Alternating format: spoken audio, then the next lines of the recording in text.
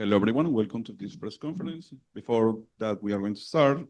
Please, we can give him G2 an amazing applause, please. Por favor, démosle un gran aplauso a G2.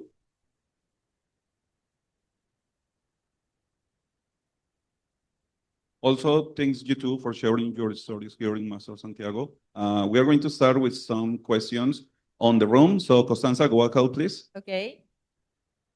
Hi, I'm Martin from The Spike. So my question is for Valen. I want to know, obviously a good run all in all, but for you guys, international trophies is the goal, right? So new player, new roster sort of. So main takeaway in terms of your own level of play you've seen at Santiago compared to that of the competition? Yeah, this is our first event of the year with the guys. Bringing in Andre, it's our first Masters with them. And of course, you know, we wanted to win. We worked really hard to win this event, but we fell short.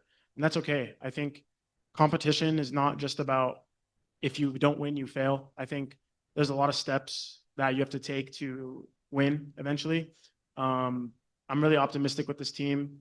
I'm honestly content with the result, getting top 4 for the first time with Andre. It was a learning experience, and I would say this is one of the toughest Masters events like we've ever competed in because of, you know, the different styles of teams, the level of teams. Like everyone is playing really good. So we hung there. So I'm holding my head high. I hope my teammates do as well. I know there's going to be a lot of like talk online, but at the end of the day, we're the team competing, and we're putting in the work every day. So yeah, like I wouldn't say this is a failure. I think this is a success. I'm happy with everything. We experienced basically the full tournament here in this crowd. It was amazing. And yeah, we're going to be gunning for the next one still. Heads high, stay optimistic, and we just keep pushing. Thank you so much. Le recuerdo a la audiencia que por favor no levanten los carteles durante la conferencia de prensa porque tapan las cámaras. Gracias. Next question here in the room, please. Thank you. Zach from Hotspot. Firstly, commiseration on your loss today. My question would be to Valen or Josh. Today on Kuro, this is a map that you've already faced PRX on before, and the last time as well, they found like a very aggressive lead that they were able to capitalize on. So I just wanted to ask you, what was the biggest challenge for you on that third map today?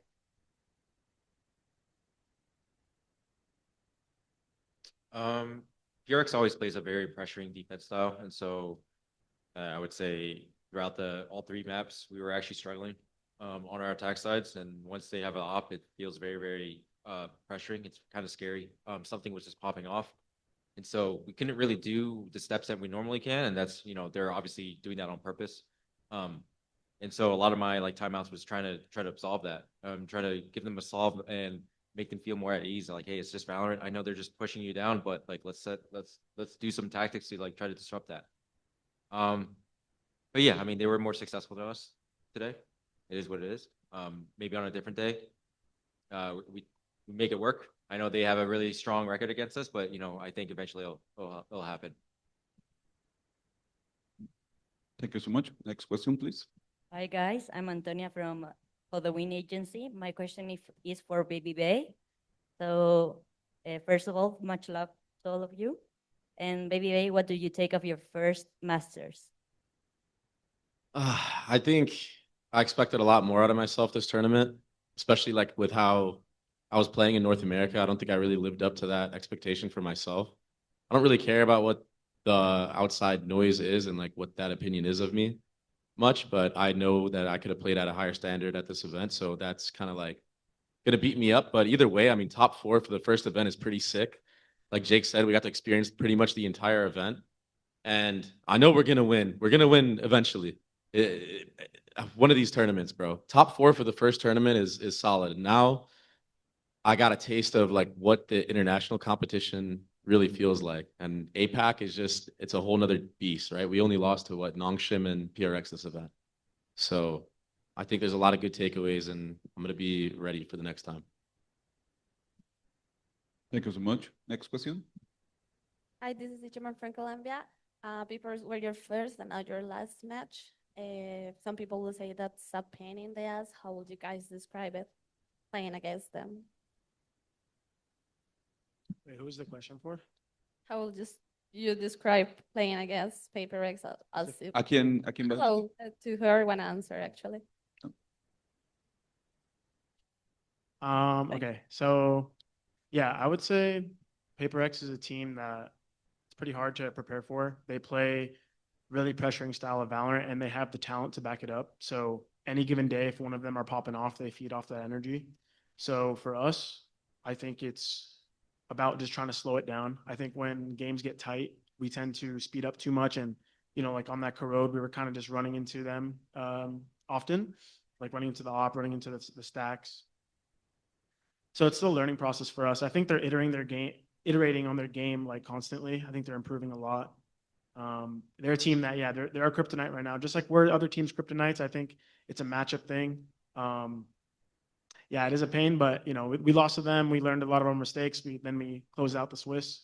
To go out to them is, I guess, poetic. They've been destroying us, so credit to them. They deserve it.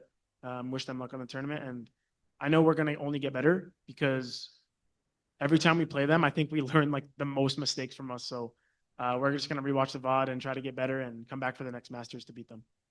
Can I do a quick follow-up for Valen? Yes. Are you guys going to eat something nice after this?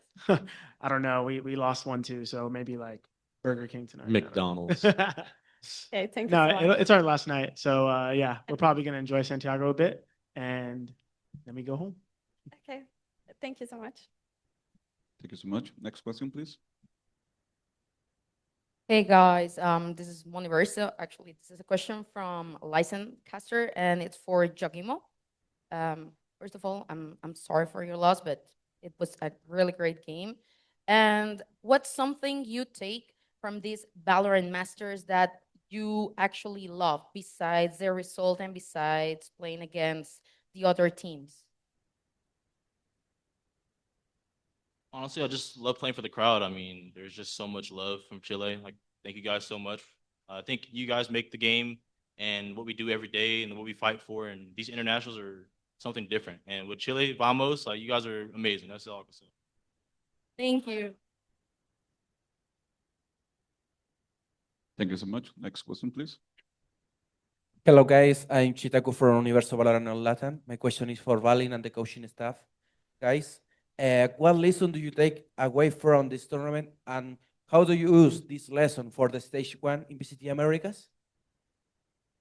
I think we started to understand ourselves a lot better, like how we prepare for matches, how we make runs, how we, rest. Like our whole process of this team, this system, I think has been enhanced from playing in this Masters because we took it so serious to try to win it all.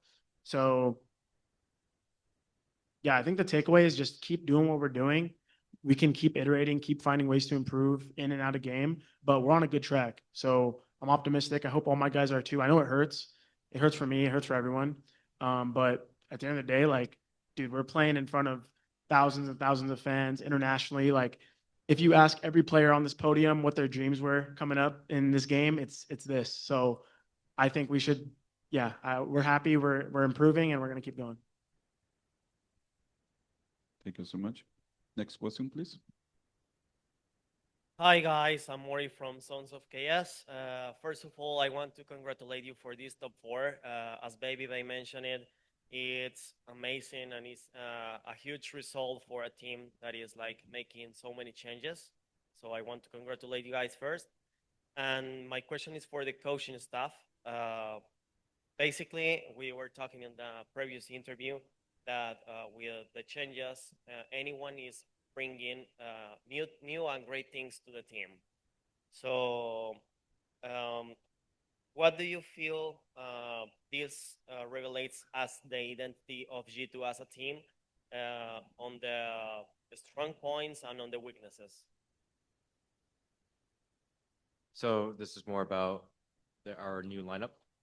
Yes, like Yes. basically why you are stronger now than before, and well, basically what are the lessons that you take away? I think the lessons that we took away is like, I mean, what Balance said. I mean, our process is, I think, stronger than ever. I think with the addition of Baby Bay, like he brings a lot of the experience, some extroversion, honestly. Get more get us out of our shell more when we play these events. And honestly, he's such a fun guy to be around. Just uplift us constantly. When we're down, I would hear a lot of like good speeches from him, and just try to keep our mental intact. And that's something that we sometimes struggle with in these like tough games. And that's something that every team struggles with. That's hence the vibes merchant that people were always talking about. So like not only that, he brings like the op presence. He brings a lot of this like flair to our game that can make us be more aggressive and honestly excel at this meta.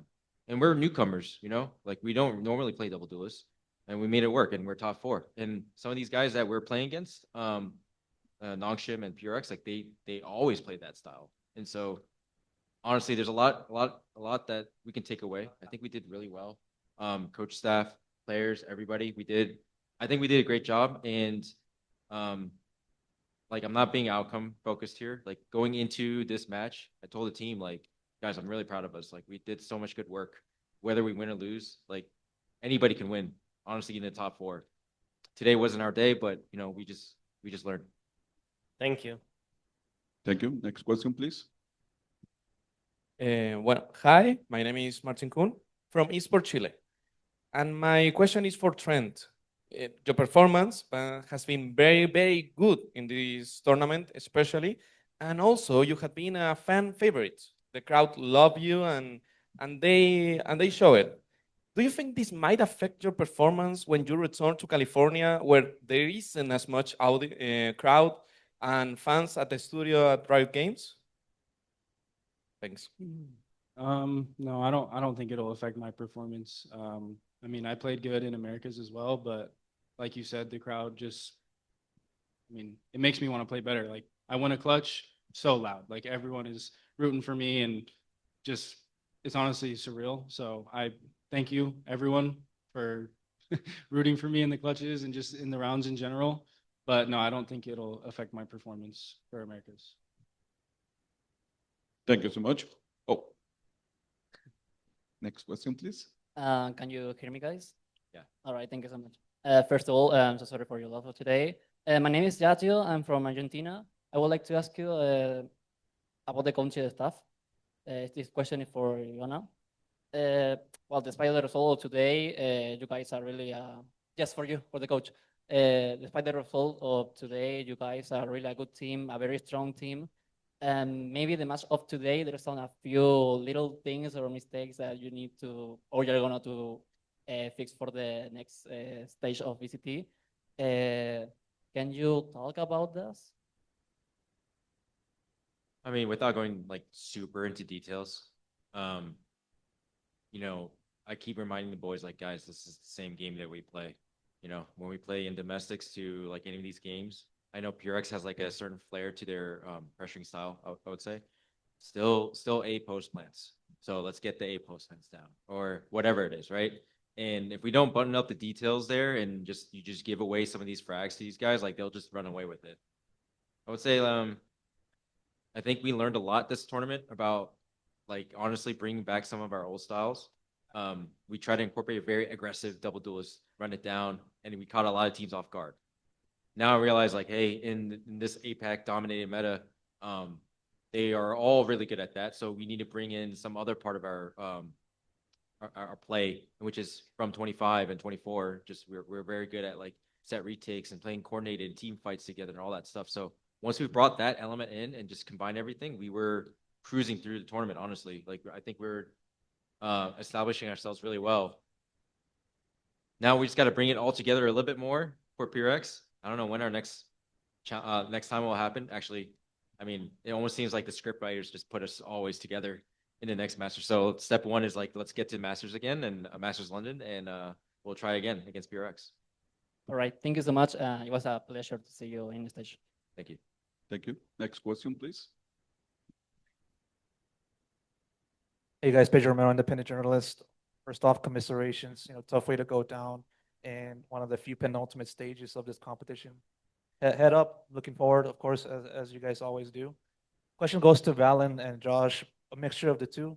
Obviously, Crow saw you guys make that comp switch from like ISO Waylay into the Neon Yoru. Obviously, you guys had an idea as to how that would play out. Fortunate that it didn't happened to the way it did. Nonetheless, I want to ask you just sort of what was the idea, the thought process behind going for that change against a team like PRX, and what made it difficult for just to get anything going for you guys? So yeah, our corrode, we used to play like a weird comp like the ISO Sky. It was actually pretty good back home in NA, but I think we didn't have enough tools against some of the comps we were facing. Like it's kind of a wake up call when we lost to Nongshim. And so we went for a comp swap on corrode, and it kind of sucks because like our corrode results haven't been the brightest, but every time we practice it, even our understanding of the map feels pretty sharp. But sometimes it's hard to execute in the matches. I feel like it's maybe a map for us that the practice is not as realistic as the games, especially when you're playing a team like PRX. It's really hard to like prepare for that kind of style on that map. But yeah, it was like kind of a sick comp. Like we had Alex was performing really good on Neon recently, so we put him back on Neon. We put Andre on like an op agent. Like role wise, it felt very comfortable, and we were really ready for that game. Sometimes, of course, it doesn't play out the way you envision it, but our process in doing it, I feel like was strong. We just that map 3, we couldn't really like get our feet rolling a bit, you know, like if we just won like one round early, I feel like we could have made a difference there. But yeah, they just kind of took off with all the momentum. Something was like 20-1, bro. Like I don't even know how to call around that. Like he's just picking, choosing the best spots. So it's a good try, but yeah. A follow up to you. Yes. A follow up to Valen, just sort of as you guys now move on to stage 1 and presumptively like there being a change to the meta, I want to ask you out of reflection, in dealing with the double duelist, having to go through this massive change in kickoff, having to go through that, progress even further in masters, and then come to top 4. Do you feel like in your point of view, this was the most difficult meta that you had to go through? Yeah, definitely. Because as you know, like G2 and the core has always kind of been a double controller or double initiator team. And we had to go into double duelist. And at first it seemed really scary for me. Like at the beginning of kickoff, like going into that style, I wasn't really sure how to, maybe a bit like hesitant on how I'm going to call on it. I thought maybe it was like dumbing down our game. But honestly, like genuinely, I feel like Josh has coached this team in such an incredible way. Like we went from completely anti-double duelist to just thriving in double duelist. Obviously not the best of the best, because I think that's where APAC takes the crown at the moment. But like you saw us against like NA teams that weren't caught up to the meta, just destroying them. And so, yeah, man, this team elevated a lot. If you look back to like 2025, 2024, and look at how we play now, the plays we're making, the disruption that we have on teams. Obviously, when we're playing good, when we play bad, it looks bad. But that's like any team. When we're hitting our shots and we're iterating our flow, we look like we're born in APAC. So honestly, credit to like Josh for putting us on that, and for Peter. Like Peter gives us so many cool micros every day to like, boys, you should try this. You should iterate your game this way. So this system is built to outlast any meta. I feel like. Obviously, we're still looking to take that last improvement to reach the final, but the consistency of this team over the last years we've been together is, I think, something to be proud of for everyone, through every single type of meta. Double controller was the beginning, then double inish, now double duelist, double senti. Give us anything. I think we're gonna thrive in it. So, yeah, we got a special team here, special coaches. Thank you so much.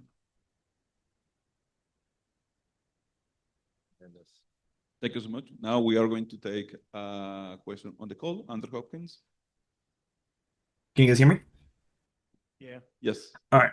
Andre Hopkins, independent journalist here. My question is going to go to Trent. So, Trent, you had a pretty good, if not great, personal performance across the entire tournament. Now that you had a lot of time playing in this meta, how does playing initiator in this meta with the really fast double duelist style differ from the slower paced double controller, double initiator style?